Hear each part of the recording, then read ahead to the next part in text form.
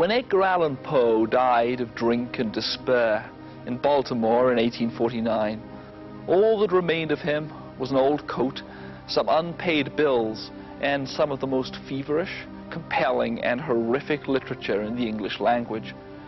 His work has inspired movies, poetry, theater, painting, and the photographer, Simon Marsden.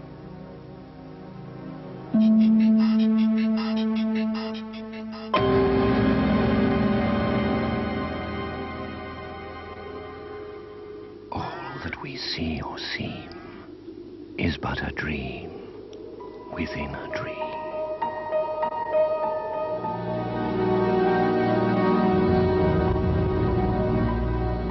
At length I found myself within view of the melancholy house of Usher.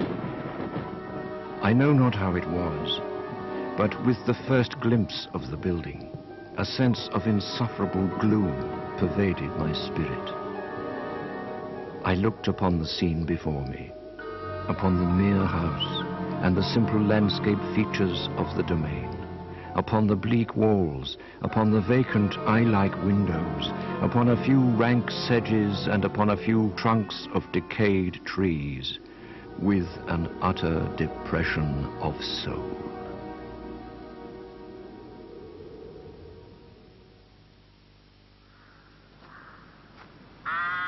Ever from the time I first read Poe, which was at 10 or 11 years old, I immediately was excited by this work. I identified with this tortured imagination, this romantic view of the world. In the books I've done, traveling, photographing such Gothic mansions and graveyards, I've always kept him somewhere in my memory.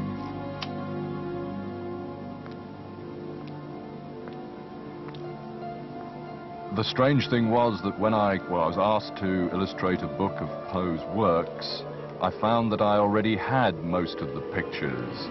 I already had grotesque gargoyles and crumbling mansions and overgrown graveyards.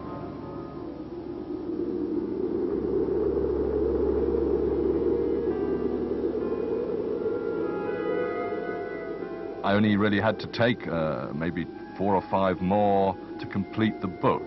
And it was at this point that I saw the affinity that was there.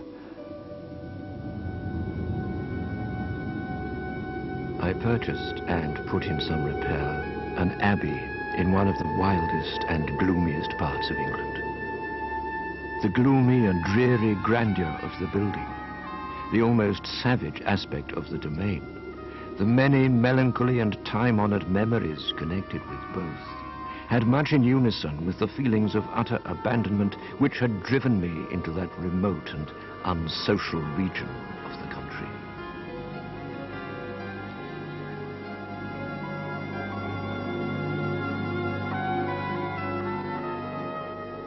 In my photographs, it's like having a canvas then back in the darkroom. I then begin to fantasize on the negative or on the print, and I make these houses even more fantastic, even more mysterious, even more frightening. I'm really getting out of myself my ghosts and putting them into the photographs.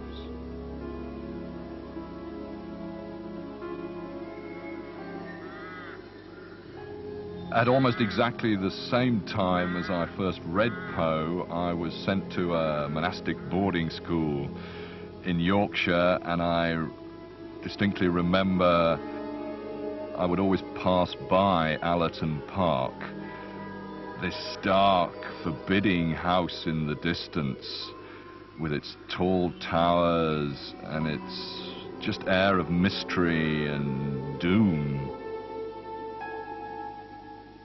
These houses, for me anyway, are vast tombs. Some vault that oft hath flung its black and winged panels fluttering back triumphant o'er the crested palls of her grand family funerals. Some sepulchre, remote, alone, against whose portal she hath thrown in childhood many an idle stone, some tomb, from out whose sounding door she ne'er shall force an echo more, thrilling to think, poor child of sin, it was the dead who groaned within. Poe had a particularly miserable life. Every woman he ever loved died tragically. He lived in poverty for most of his life, and this is, I think, why he revered death so much and made it into such a beautiful thing.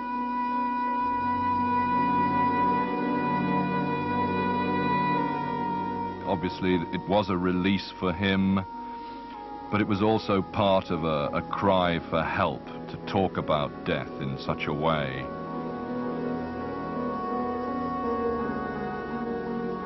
Nobody makes death and decay more beautiful than Poe. And I suppose in the same sort of way, surrounded by these houses, I am somehow abandoning myself to death and the mystery and beauty of death.